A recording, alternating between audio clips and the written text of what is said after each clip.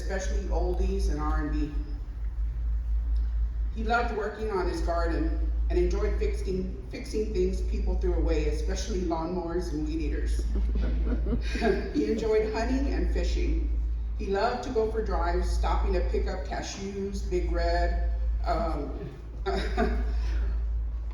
He loved to cook and try new recipes. He had a routine every Saturday for years of housework and the gym, and of course watching college football, which he preferred to NFL. And although he complained about the Dallas Cowboys, which we all are now, that was his team, and we enjoyed watching it every Sunday. He enjoyed trips to the casino with Mary, Lucy, and I think he especially liked the drive, stopping to grab something to eat, and of course he normally had a serrano pepper or chili patines in his pockets. Dad was really proud to have served in the Air Force, and super proud Albert and Giovanni joined the Air Force as well. He told us many stories of his experiences, especially while serving in Japan and Korea. After the Air Force, he worked at Kelly Air Force Base for over 30 years, retired, and then went back as a contractor. He started as a jet engine mechanic, and his last job there was a quality assurance specialist. I remember the first evening he retired, telling him, "Wow, you're so lucky you don't have to get up for work in the morning." He responded, "What are you talking about? I've been working longer than you've been alive." That was Dad. Most people upon meeting Dad would find him intimidating just by his look. But once you took the time to get to know him, you would soon find out he had a heart of gold. Growing up, Dad was very strict. And if Albert or I did something wrong, mainly Albert,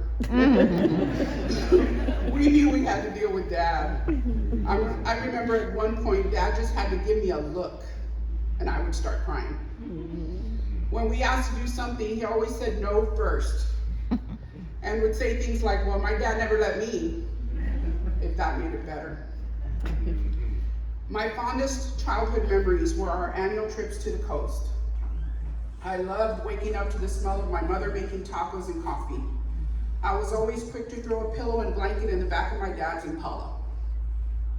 We always rented a motel with a kitchenette. I remember many times sleeping on the pier in a sleeping bag while my dad fished, well, until I was old enough to fish myself. There were many trips with Mom and Dad's family. Dad barbecued every Sunday for as long as I can remember. I used to tell my friends that Dad was the real Rudy's barbecue, because that joint had nothing on my dad. When people would compliment his barbecue, he would say things like, "The trick is, people wait as long as possible. You make people wait as long as possible, because when people are hungry, anything tastes good." It wasn't good as compliments.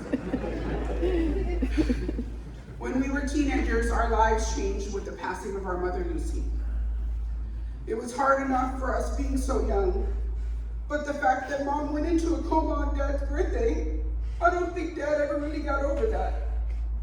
And he definitely never felt good about celebrating his birthday for many years. Her passing changed him and us, and we learned to say "I love you" a lot more. We learned just how precious life is and how we must not take any moments for granted. When Albert joined the Air Force just a few years later, after Mom's passing, it was just Dad and I. Dad found himself doing things he never would have done, like attending Edison football games, joining the Band Booster Club, and he even carried one of the Edison signs in the Fiesta parade I marched in, you know, the EISON, marching with him. Dad mourned Mom for years, and it took a long time before he gave himself permission to be happy again. And that is when he found Mary. I knew Mary was different from anyone else he dated because she also had lost a spouse and knew what it was like for a kid to lose a parent. She never tried to take our mother's place, and I really appreciated that. I also knew our mother would have wanted Dad to be happy and would have liked Mary as a person. Dad wasn't the easiest person to live with or the easiest person to please. But even when Dad was in a mood, Mary always did something or said something to make him laugh. He really liked how easygoing Mary was, and he could never stay upset with her about anything for long. The strict father we knew completely changed when Giovanni and Serena came along. When they got to do things we didn't, or he didn't get after them, I would say, "Who are you?" He loved his grandkids and would have done and did almost anything for them. When Albert was given short notice to deploy to Iraq, Dad actually moved to Mountain Home, Idaho to care for Giovanni and Serena. I think Dad and Mary lived apart for 6 to 9 months until Albert returned. Of course, he always sent Mary little gifts to show his love. Dad had a great love for his family and many times showed this with his actions. When his mother, Grandma Concha, was still alive, he always went to see her and take her tacos. He especially looked out for those of us like Amberta and Aunt Esther and myself when we didn't have a man around to take care of things around the house. He did so much for us. And if he didn't know how to do something, he would figure it out. Even though I know you are not supposed to have favorites, everyone knew that Dad's absolute favorite sibling is our Aunt Esther. I called her his voice of reason. He always looked to her for advice and always valued her opinion. They talked often and could go on for hours, especially about politics. He loved doing yard work and took great pride in his lawn, so you better believe he was going to make our yards look nice, even though he had to work with a little bit of Aunt Berta's critiques. As he got older, it took a lot to convince him to let me hire someone to cut my grass or to hire someone to cut his grass. He was still looking out the door, checking their work. I mean, he even checked on Albert's work when he came to help out. Dad was very prideful and a private person. He didn't like attention. So I'm sure everyone was not aware that he was diagnosed and survived prostate cancer in the 90s, right around the time that he married Mary. When he made it through that, he would always tell me, "You know, mija, cancer comes back." So in October of 2017, Dad was diagnosed with lung cancer and informed without treatment he would maybe have a year to live. He insisted that we not tell anyone and that he didn't want everyone coming over. I didn't understand it, and I would ask him anytime we had a heart-to-heart during treatment or alone at home to please reconsider telling his family, at the very least Aunt Esther. After a while, he eventually gave in, of course, making Aunt Esther promise not to tell anyone. Over time, based on the way certain conversations would go with family, he said, "I think your Aunt Esther spilled the beans." I told him, well, if she did, that's okay, because all anyone was going to do was pray for him and support him and us.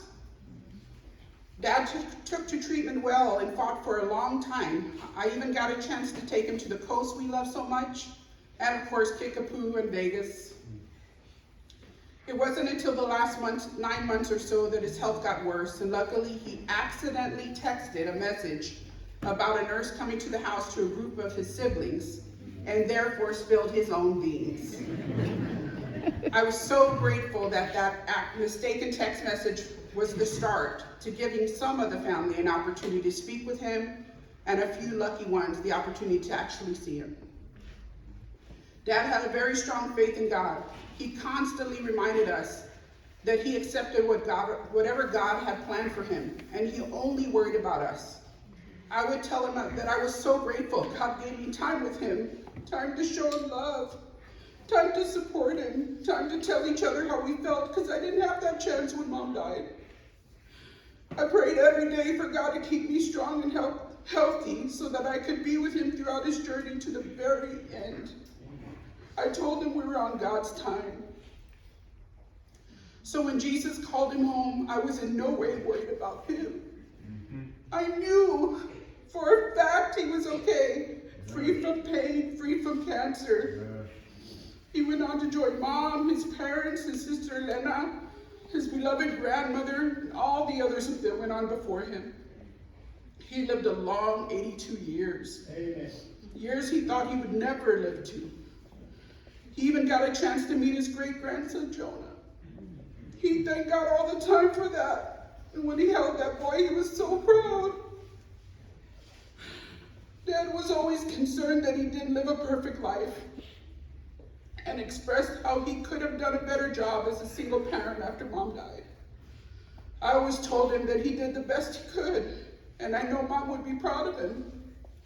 I told him I felt extremely blessed to have him as my father. I could never possibly repay him for all he had done for me. He was literally the greatest man I knew, my constant advisor, and my constant supporter. I love you, Dad. We're gonna miss you so much.